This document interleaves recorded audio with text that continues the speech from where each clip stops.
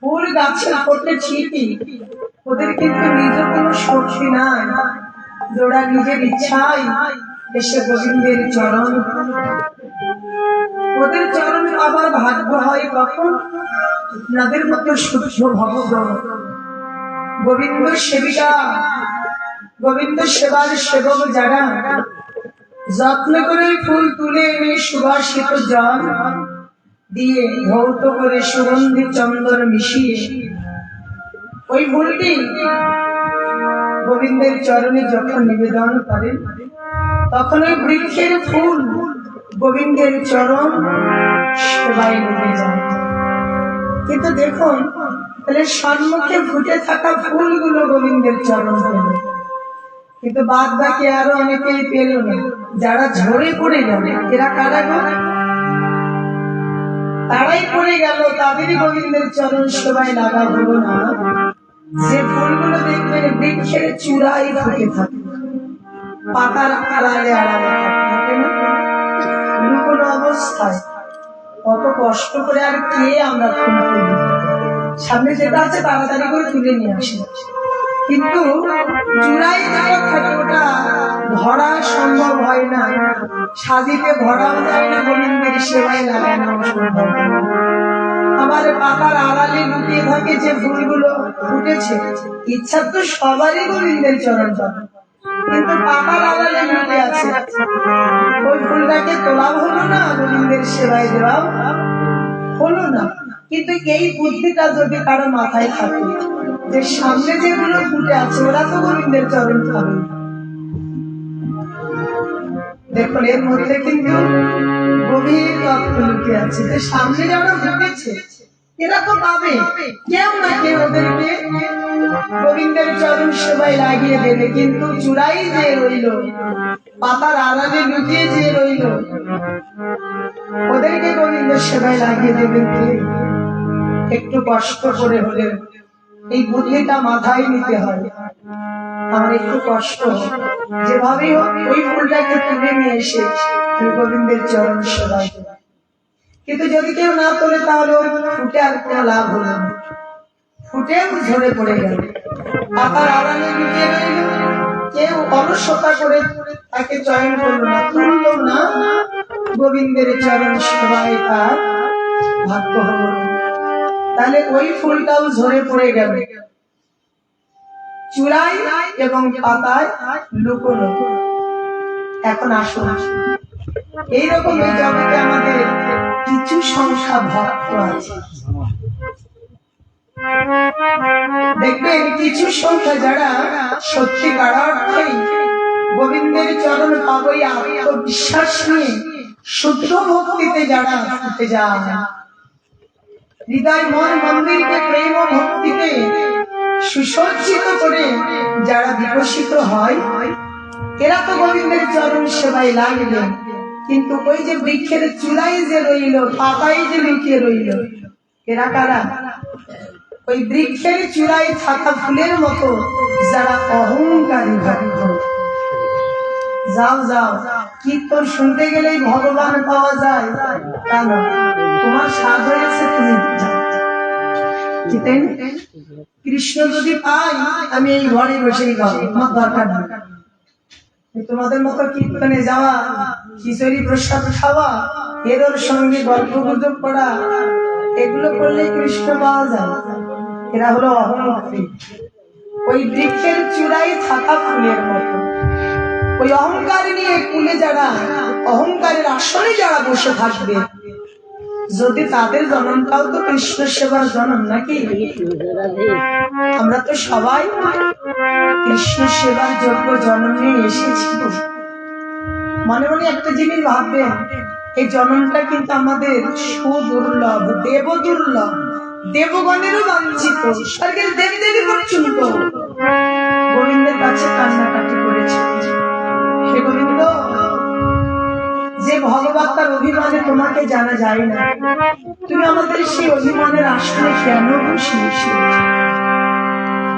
আমরা এই অভিমানের আসন চাই না, আমরা স্বর্গে বাসে চাই না গোবিন্দ, তুমি আমাদের ব্রজে বাস দাও। আমরা এই দেবত্ব চাই না, তুমি আমাদের মানব কুলে জন্ম দাও। আমরা পূজিত হতে চাই না মাধব, আমরা তোমার পুজো করতে চাই। আমরা আর সেবা নিতে চাই না হে গোবিন্দ, তোমার শ্রী চরণের দাস দাসী হয়ে আমরা প্রাণ ভরে নিত্যকাল তোমাদের অভয় চরণ সেবা করে আমরা আমাদের এই জীবন সুখে কাটিয়ে দিতে চাই। একবার ভেবে দেখো, আমরা না চাইতেই পেয়েছি এই দুর্লভ কৃষ্ণ সেবার যোগ্য জনম। আমরা কৃষ্ণ সেবায় এই দেহটা লাগানোর জন্যই তো এসেছি। লাগাতে পারলেই জীবন সার্থক, যদি এই জনম সেবায় না লাগে তবেই ব্যর্থতা। তাই তো যারা অহংকারী তারা ওই বৃক্ষের চূড়ায় ফুটে থাকার মতো ভক্ত।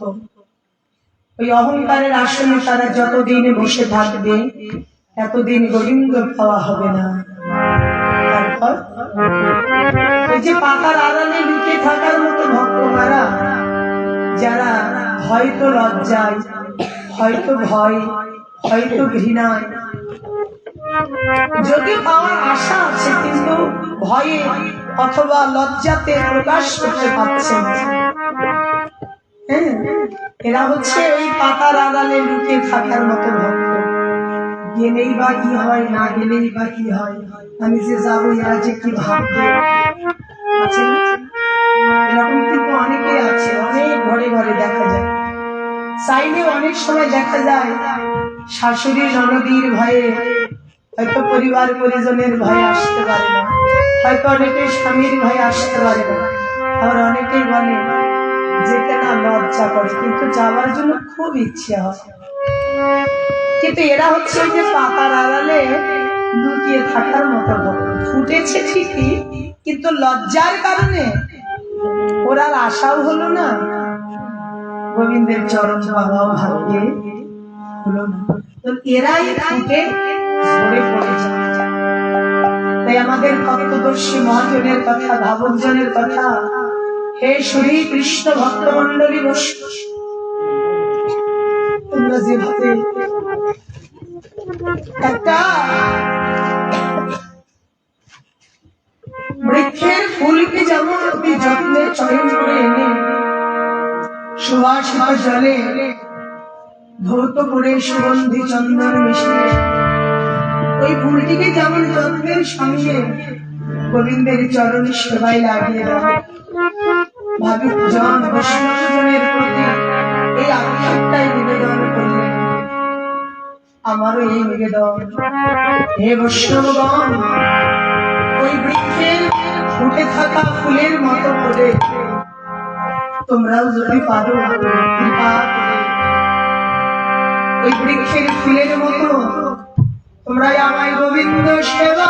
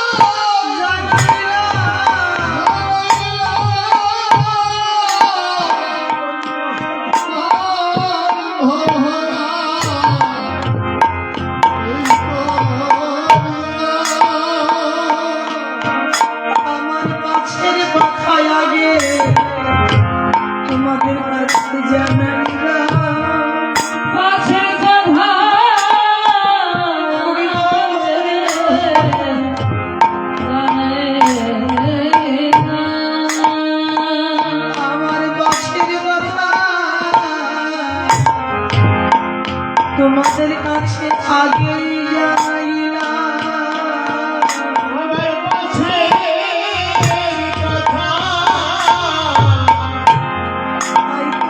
আগে জানাইলা আর বলার সময় আর হবে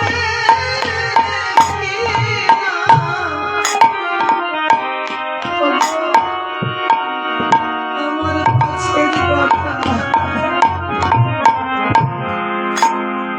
তোমাদের কাছে আগে আরে বলা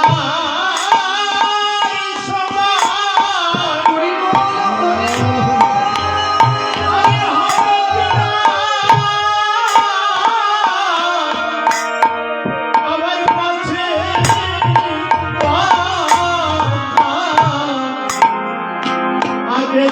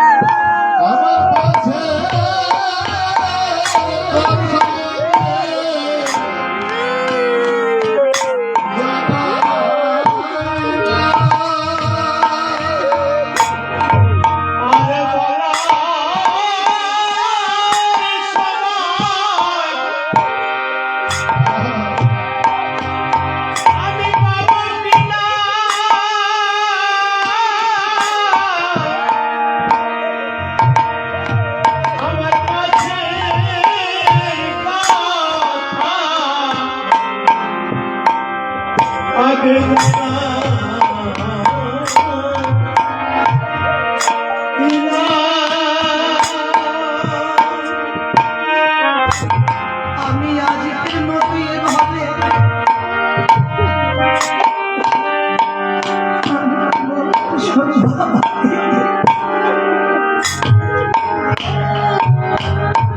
এ কথা তোমাদের কাছে বলার সময়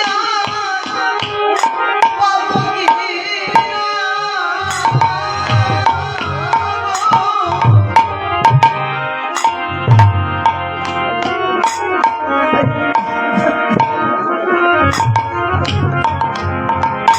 আজকের কথা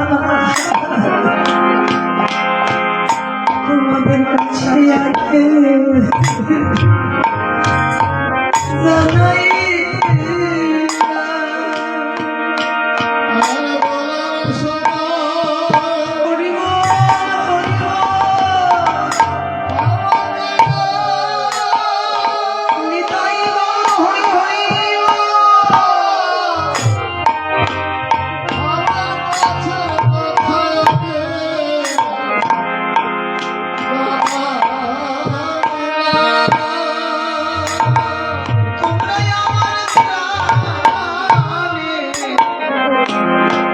বান্ধব হইও তোমরা আমার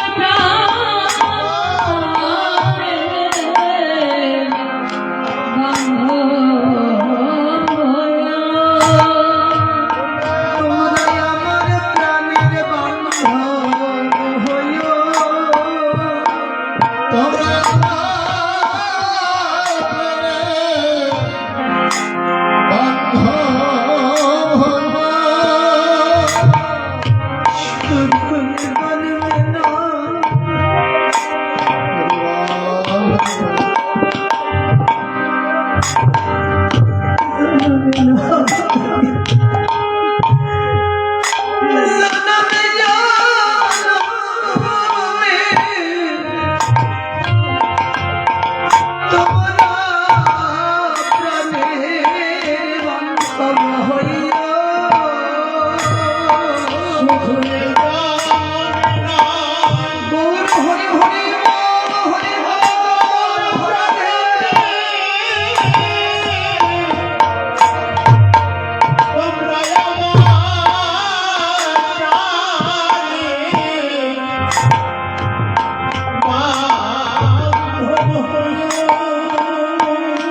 আমি যতবার এভাবে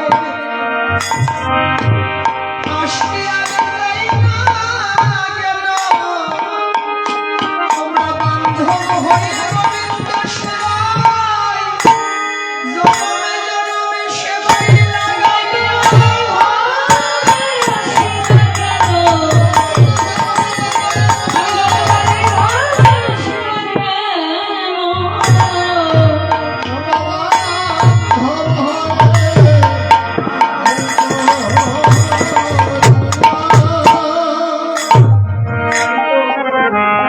এই ছিল ভাবুক জনের ভজনের কথা, ভাবনার কথা। বৈষ্ণব কবি ভজনের কথা। হে রাধি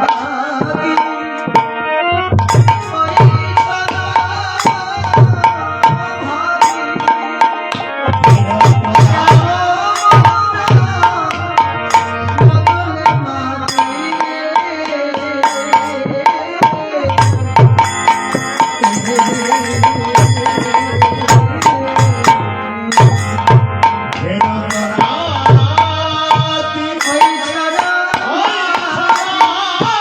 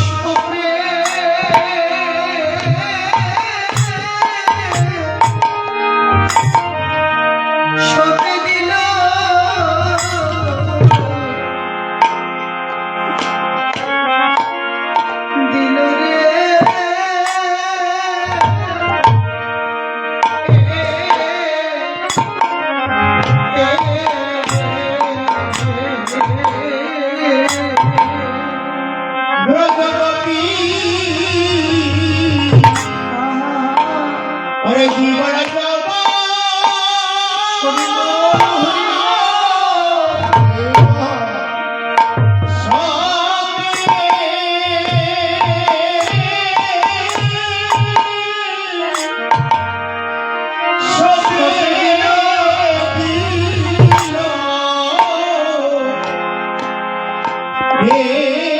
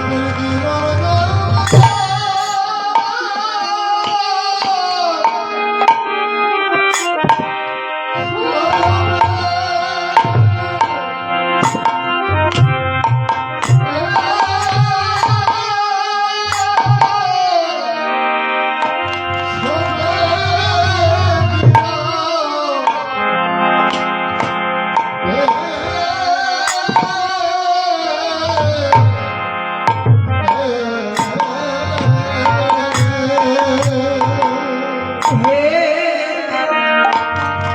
গোবিন্দ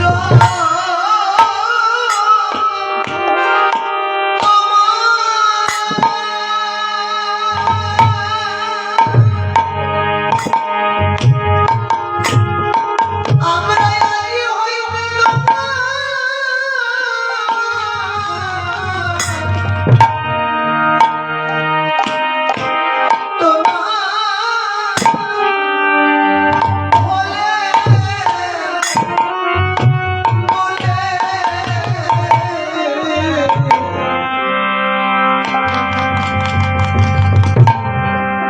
ব্রজগোপী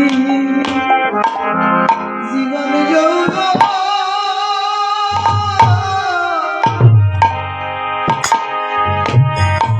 গোবিন্দ চরণে শোভে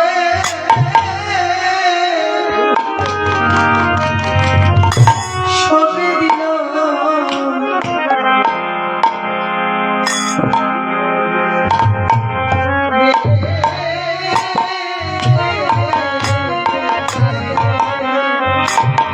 হে গোবিন্দ ধরিতে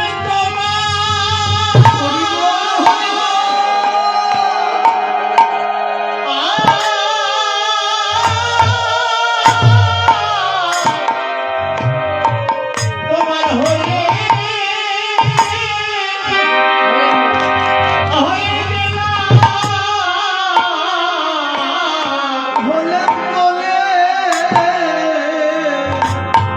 ব্রজগোপী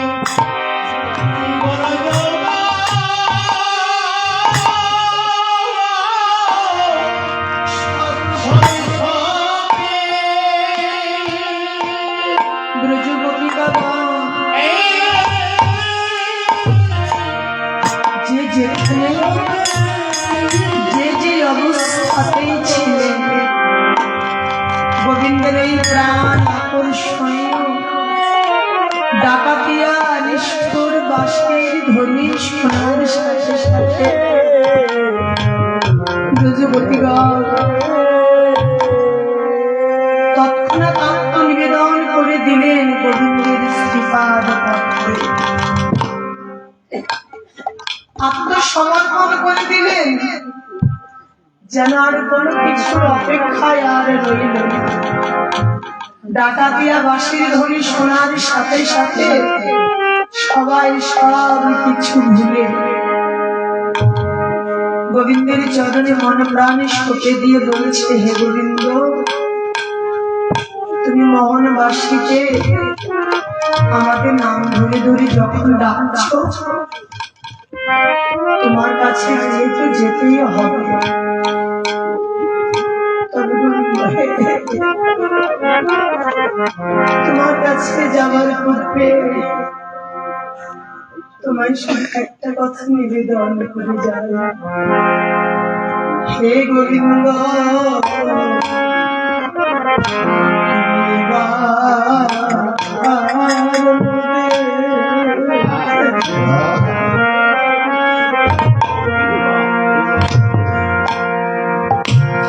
এবার মন্দির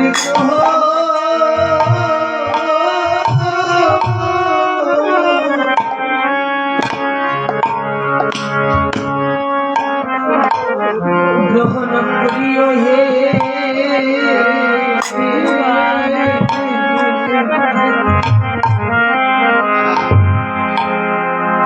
গোবিন্দ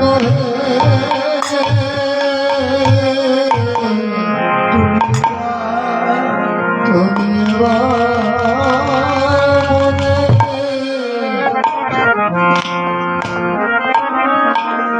মনে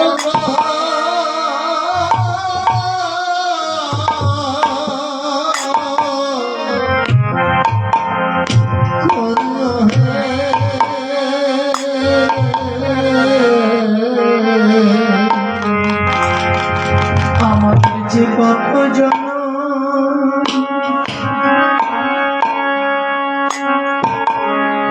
গোবিন্দ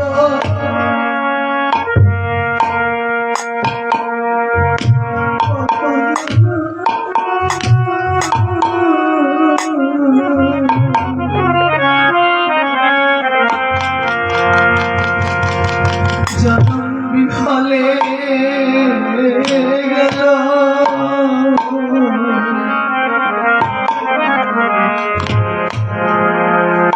তুমি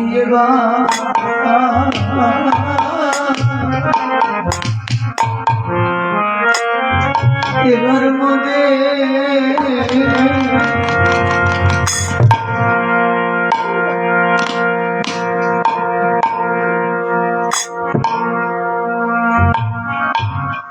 এবার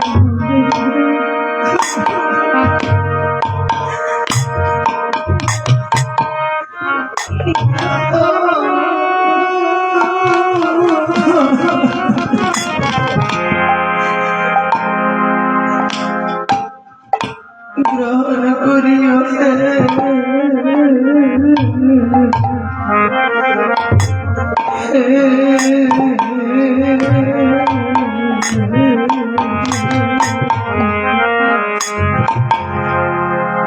আমাদের কত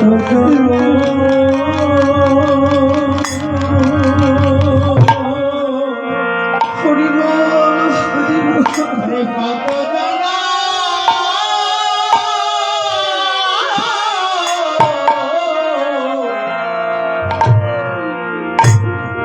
কত জন বিফলে গেল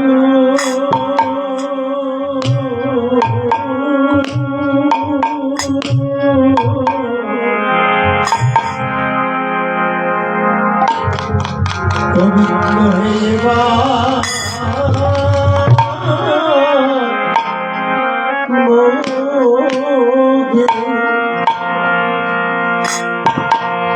এবার মধুর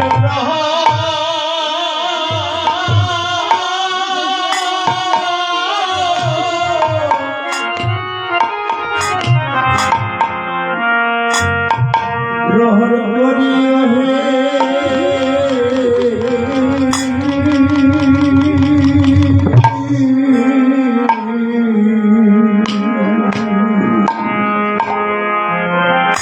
আমাদের কত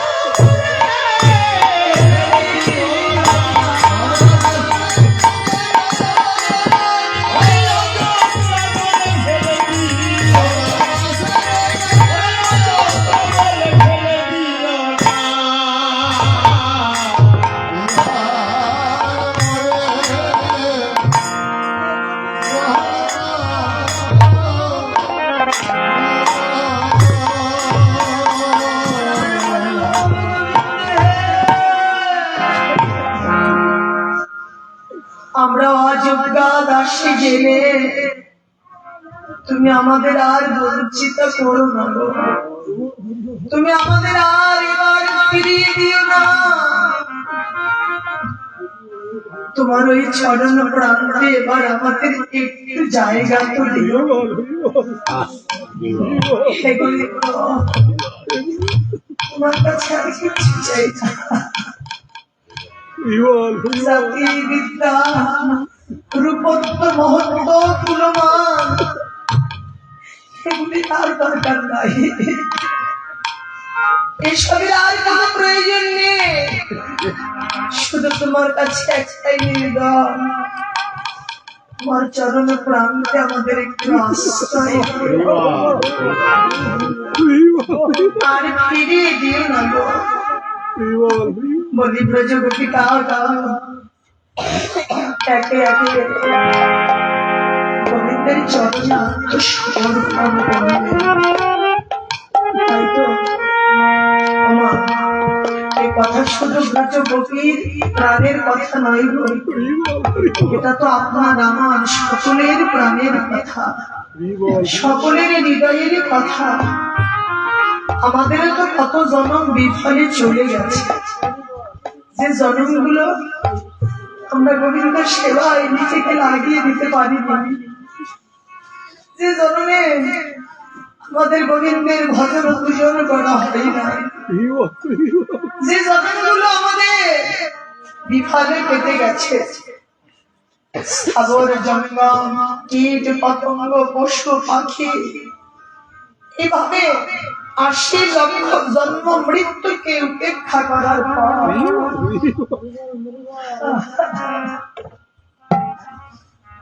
আজ আমরা পেয়েছি শ্রেষ্ঠ জনম, মানব জনম, গোবিন্দ সেবার জনম। এ যাবৎ গোবিন্দকে শুধু আমরা অনেক আঘাত প্রতিঘাত পেয়ে শুধু দেখেছি।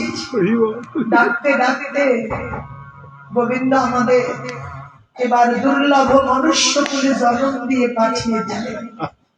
যা এবার আমি তোমাদের সুন্দর একটি জন্ম দিয়ে তোমাদের পাঠিয়ে দিলাম। দেখবেন এই পৃথিবীতে যত জন্ম আছে তার মধ্যে সৃষ্টির সেরা জীব হচ্ছে মানুষ। মানব জন্মের উপরে এত ভালো জন্ম আর হয় না। আমরা বলতে পারি, শুনতে পারি, দেখতে পারি, যা খুশি সবই ইচ্ছে করলে পারি, কিন্তু আর অন্য কোথাও গিয়ে দেখেন তো গাছপালা পশু পাখি যা দেখা যায়, ইচ্ছা করলে আমাদের মতো ওরা খেতে পারে। কিন্তু আমাদের এই জন্মগুলো অতিক্রম করে তারপর আমরা পেয়েছি এই মানব জন্ম। গোবিন্দ ভালোবেসে এই মানব জন্মটি আমাদের পাঠিয়েছে। যাও এবারে যদি তোমরা আমাকে সুখী করে আমার কাছে ফিরে আসতে পারো, আমি তোমাদের কথা দিচ্ছি তোমাদের এই মৃত্যুময় সংসারে আর কোনদিন গমনাগমন করতে হবে না। তারপরও সুযোগ দিয়েছে কতবার জানি?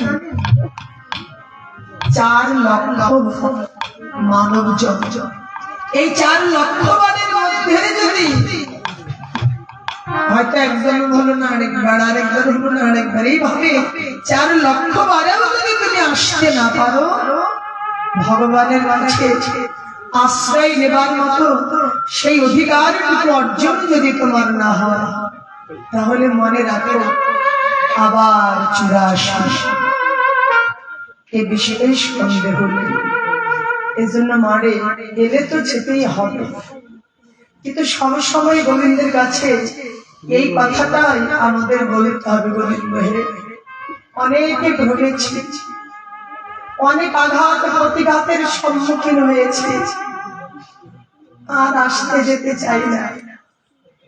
এবার শুধু চাই এবারই যেন গেলে তোমার চরম প্রান্ত থেকে আমাদের আর ফিরে আসতে না হয়। আমরা যেন নিত্যকাল তোমার চরণের পাশে থেকে তোমার চরণ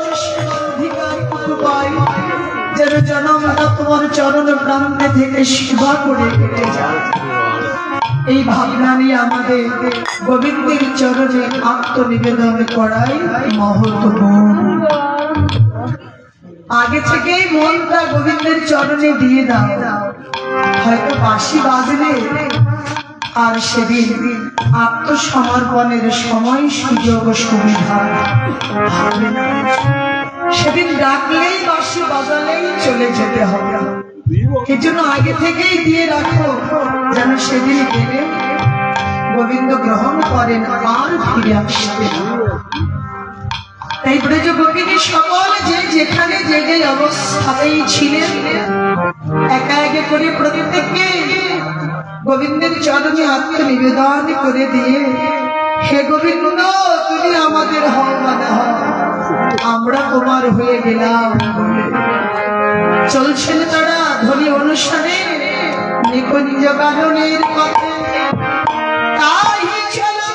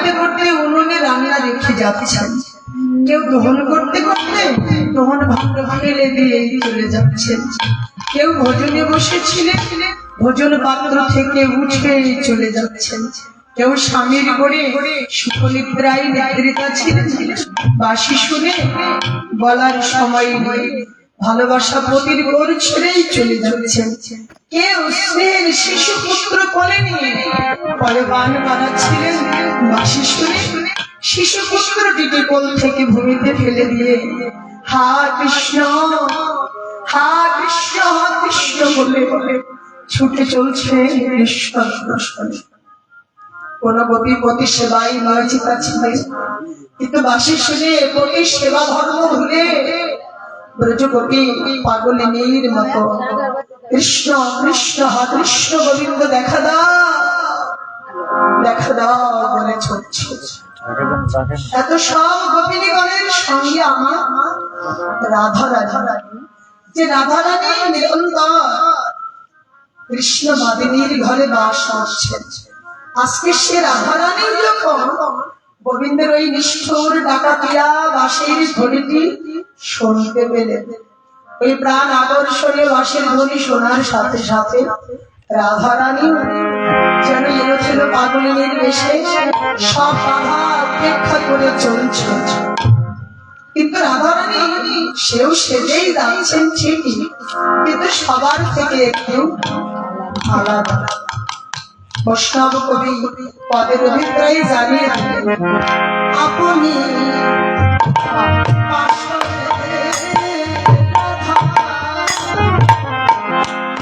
নামানিছে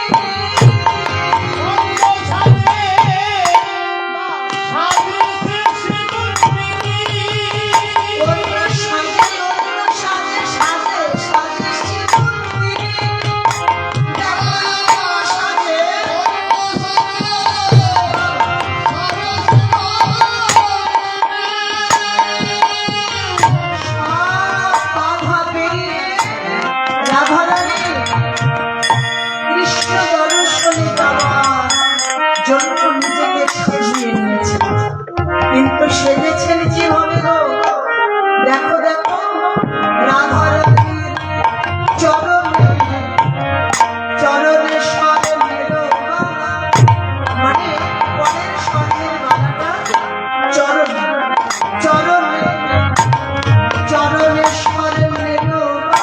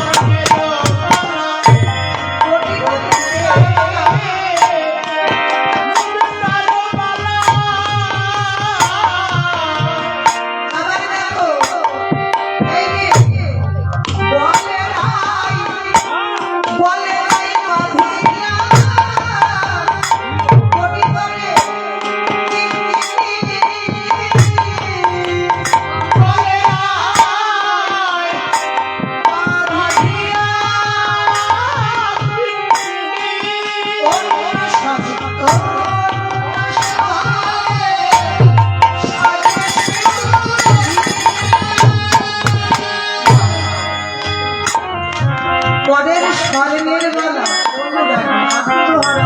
বিরহের ব্যাকুলা হয়ে পরের স্বর্ণের মালা চরণে পড়েছিল, আর চরণে যে সোনার নুপুর ছিল ওই নুপুর রাধা রানী পরে পড়েছে।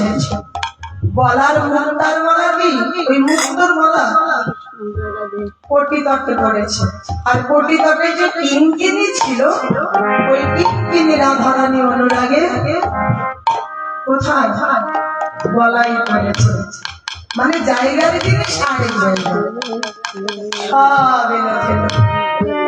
আমার গানের যে কুণ্ডল, সেই কুণ্ডল এনে পড়েছেন নাসিকা, নাসার বেশন পরে।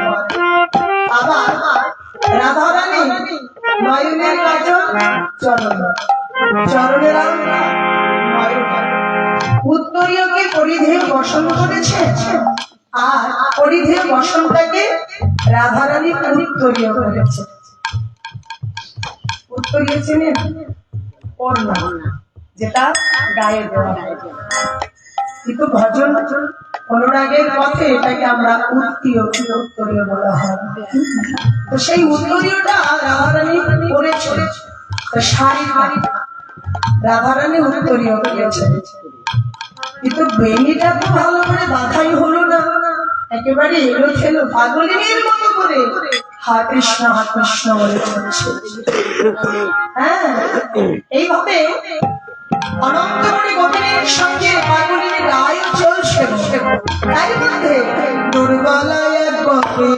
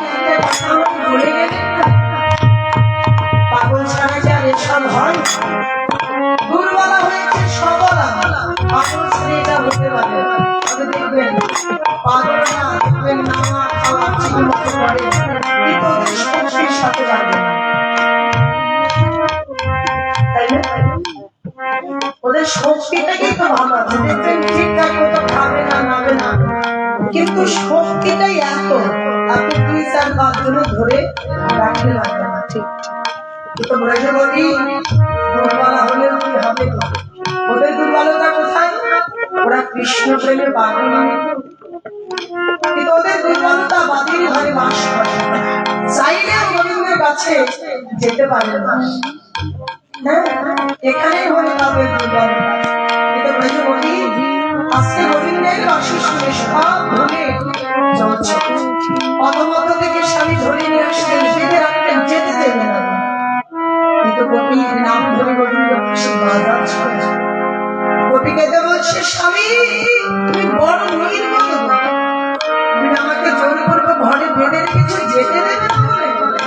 কিন্তু গোপী তুমি একটি কথা জেনে রাখো, জোর করে কেউ কোনোদিন কাউকে ধরে বেঁধে রাখতে পারে না। আমি একা নই এই সংসার জুড়ে আমার গোবিন্দকে যারা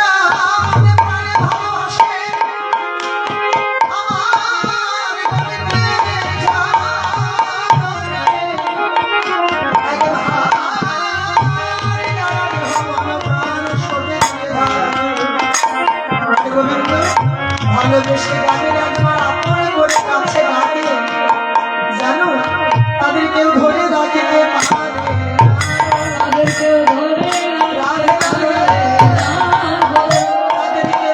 বেঁধে রাখিতে পারে। আমার গোবিন্দের সাহস হয়েছে, হে গোবিন্দ আমার বলে বেঁধে রাখা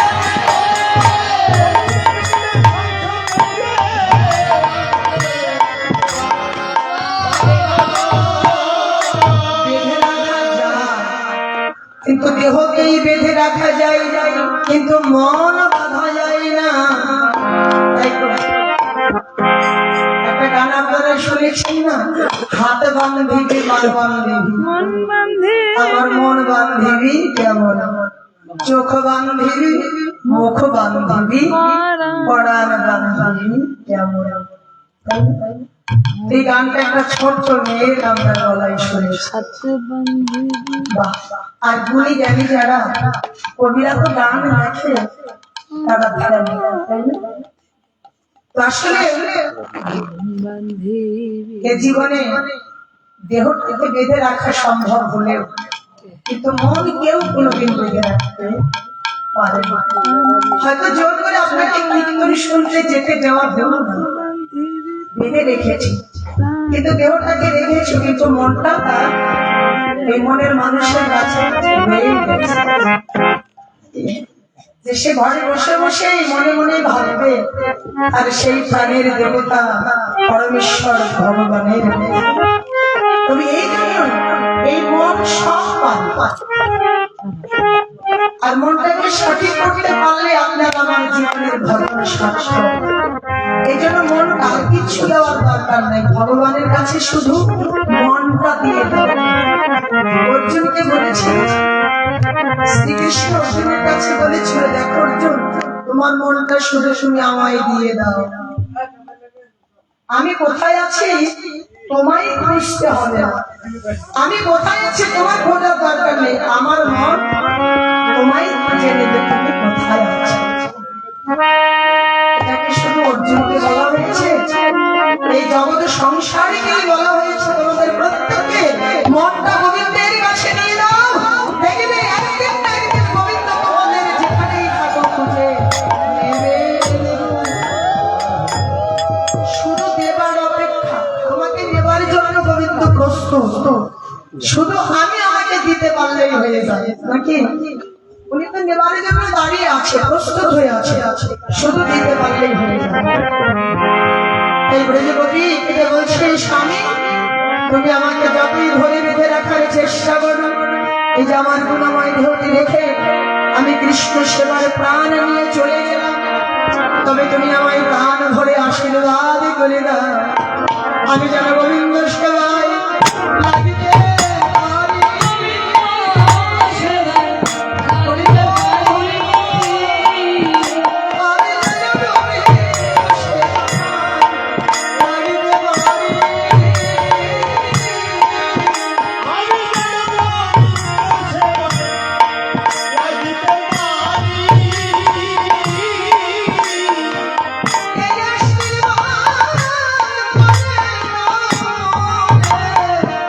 জানো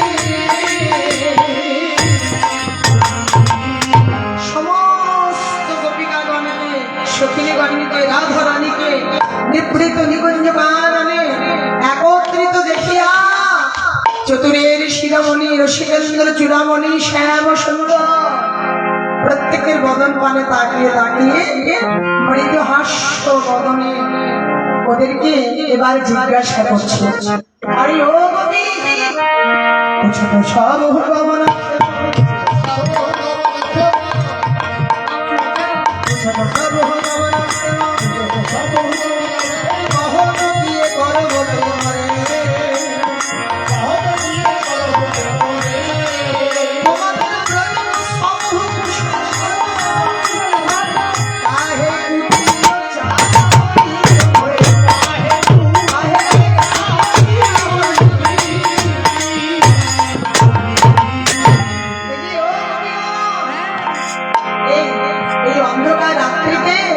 এভাবে এলো ছিল পাগলিনীর বেশে তোমরা কুলের কুলেওয়ালা সতী সাথী পতিব্রতা রমণী পতি সেবা পুত্রের সেবা পরিবার পরিজনকে সুখে রাখা হলো সতীনারীর কর্ম ধর্ম। এসব ধর্ম ধর্ম জ্ঞান ভুলে এমন এলো ছিল পাগলিনীর বেশে এই বনমাঝে কেন এসেছ? তোমাদের এই বনমাঝে আসবার শুভাগমনের কারণটা কি আমি জানতে পারি না?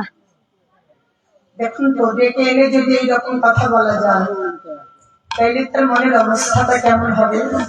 আরে ও গোপী, এই বনে কি কারোর সঙ্গে প্রেম প্রীতি করতে আসছো নাকি? আর এখানে আমি ছাড়া তো কাউকেই দেখতে পাচ্ছি না। আমাকে পাওয়ার জন্য কি এসেছো? তো যাই হোক, যে যে কারণে এসে থাকো, আরে ও গোপী, তোমরা নয় অনেকে এসেছো, কিন্তু আবার অনেকে তো আসতে পারে না।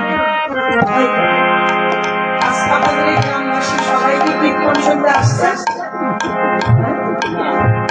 সবাই কিন্তু আসে না। কেউ এসেছেন, কেউ ঘরে গিয়ে দেখুন গীত গীত ঠান্ডার মধ্যে কি জনতা তো ঘুরে ঘুরেই কৃষ্ণ ভজিবারি করে সংসারে আইন মিছে মায়াই বদ্ধ হইয়া বৈরাগ সম হইল।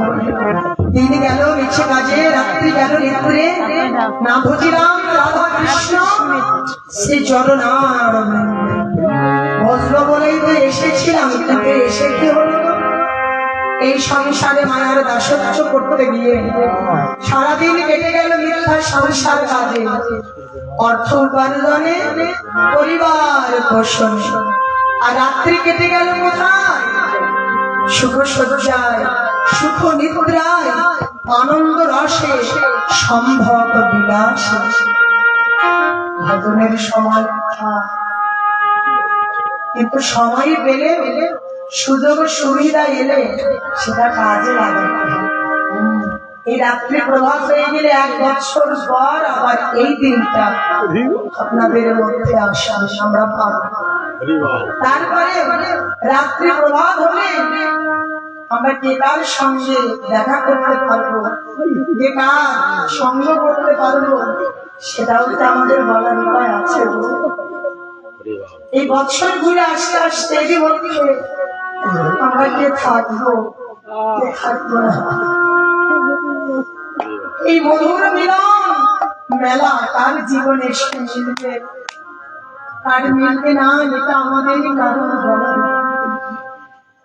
হয়তো সঙ্গ করে গেলাম যারা, আগামী বছর আসতে আসতে হয়তো কারণ একটু মিলিয়ে দেখুন, হয়তো 1 বছরের মধ্যে আমরা অনেকজনকে হারিয়ে ফেলেছি, কিন্তু আমরা যাদেরকে হারিয়েছি চাইলে আর সেই হারিয়ে যাওয়া মানুষগুলোকে আর ফিরে পাবো না।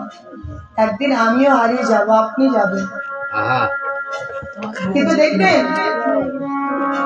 এই শ্রাদ্ধ ক্রিয়া পর্যন্তই আপনার কথাটা একটু ওঠা বসা হবে, আপনাকে নিয়ে একটু বলা বলা চলবে। আস্তে আস্তে যত দিন যাবে ততই খারাপ হয়ে যাবে। তাহলে মিথ্যা মায়ার খেলা, মায়ার সংসার করতে আমরা এসেছি, কিন্তু দুদিনের জন্য আসা, এই দুদিনের জন্য পৃথিবীতে এসে চলে গেলে আর কেউ কাউকে মনে রাখতে পারে,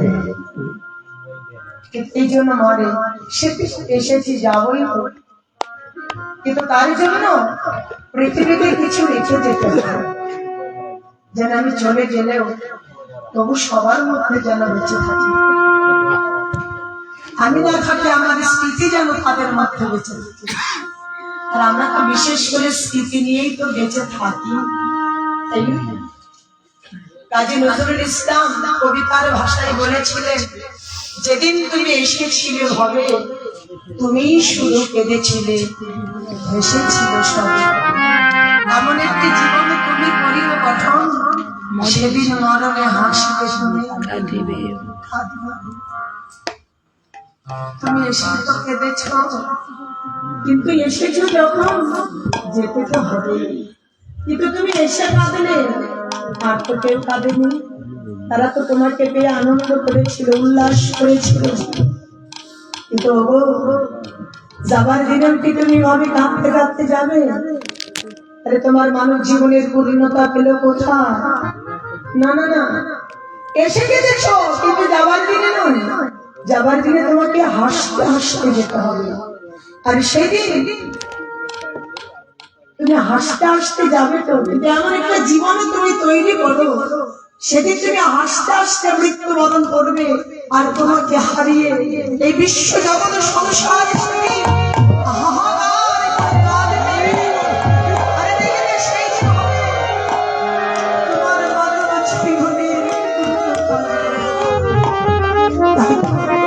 এমন কিছু করে যাও যেন প্রতি মুহূর্ত তোমার তাজা বহু যেন ভুলে না যায়।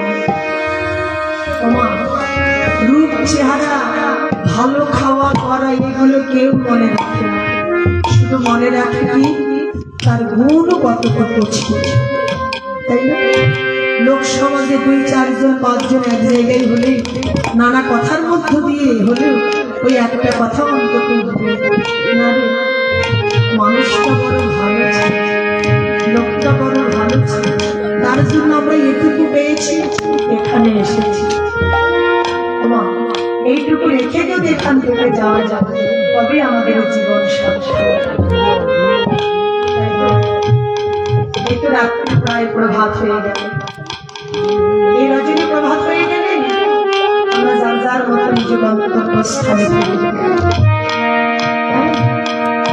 যার যার মতো নিজ ঘরে চলে যাবে। এই জায়গাটা শ্মশান সম্ভব। তবে আমি গোবিন্দের কাছে প্রার্থনা করে যাই, আপনারা গ্রামবাসী কমিটি বৃন্দ যারা আছে, আপনাদের জীবনটা সুখময় হোক। গোবিন্দ আপনাদের সকলের জীবনটা আনন্দে ভরে দিন। আপনারা যেন প্রাণ ভরে এইভাবে প্রতি বছর সাধুগুরু বৈষ্ণব চরণ ধুলি পেয়ে বৈষ্ণব সেবা দিয়ে সঙ্গ করে যেন নিত্যকাল প্রাণ বন্ধ গোবিন্দের চরণে শুদ্ধ প্রেম ভক্তি লাভ করে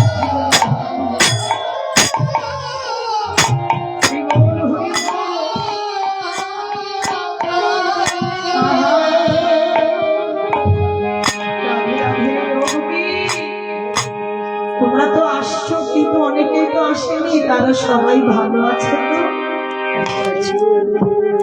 আর এই রাত্রে কেনই বা এসেছো কিছু তো বলো না। কিন্তু গোবিন্দের এই বানা ঘাতারে সইতেই পারলেন না। কবিগণ ব্যাকুল হয়ে এবার কাঁদতে লাগলেন, ওই ক্ষণ